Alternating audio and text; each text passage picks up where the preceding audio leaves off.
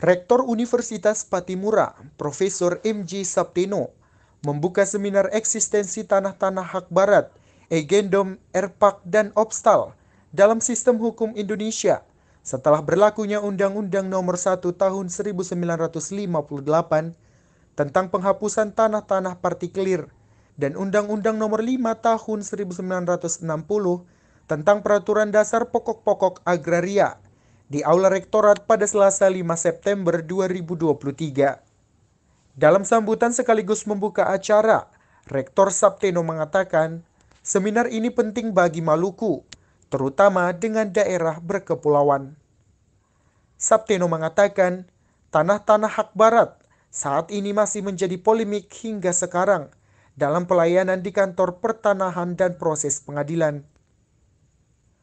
Unpati sebagai lembaga ilmiah, kata Rektor, sengaja menghadirkan dua pemateri dalam seminar ini, yakni PLT Dirjen Penetapan Hak dan Pendaftaran Tanah dan staf ahli hukum agraria dan masyarakat adat, Dr. Yagus Suyadi, dan penata pertanahan Madya Direktorat Penanganan Perkara Pertanahan, Dr. Marulak Togatorop. Ini penting, kata Rektor, sehingga banyak orang mengetahuinya. Jadi hari ini kedatangan beliau-beliau ini untuk menjelaskan tentang eksistensi tanah-tanah hak barat ini yang sampai saat ini menjadi polemik dalam pelayanan di kantor-kantor pertanahan dan juga di dalam proses pengadilan.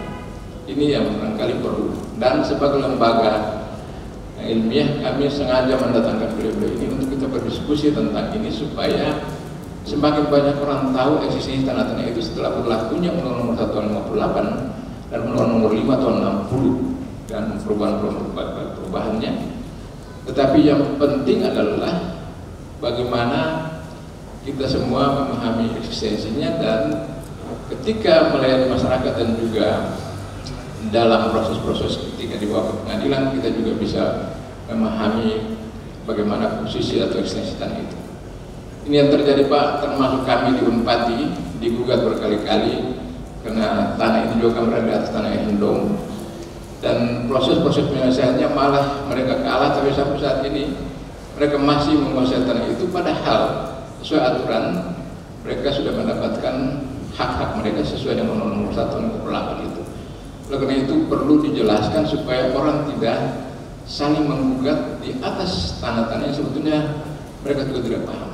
Dan di sini agak rumit karena di samping tanah-tanah partikelir itu ada tanah-tanah adat yang di dalamnya juga berbagai jenis. Ada tanah pusaka, ada tanah dati, ada tanah pusaka dati, ada tanah di sini bilang kalau dibeli bilang tanah bawah liang.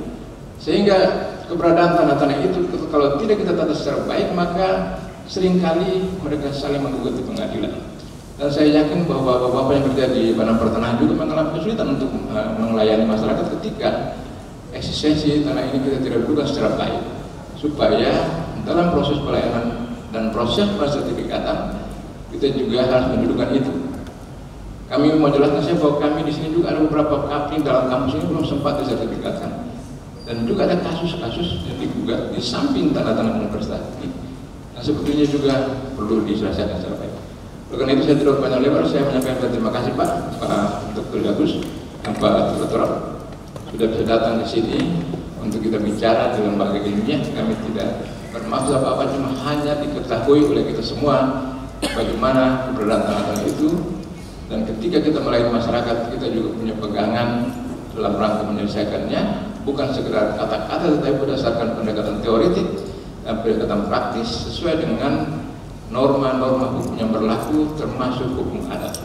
Saat ini banyak sekali gugatan di Kota Ambon tentang eksistensi tanah adat, padahal ada tumpang tindih di situ. Menurut kami di atas tanah adat, di atas tanah Egendom itu ada juga yang mengakui bahwa itu tanah adat dan macam-macam.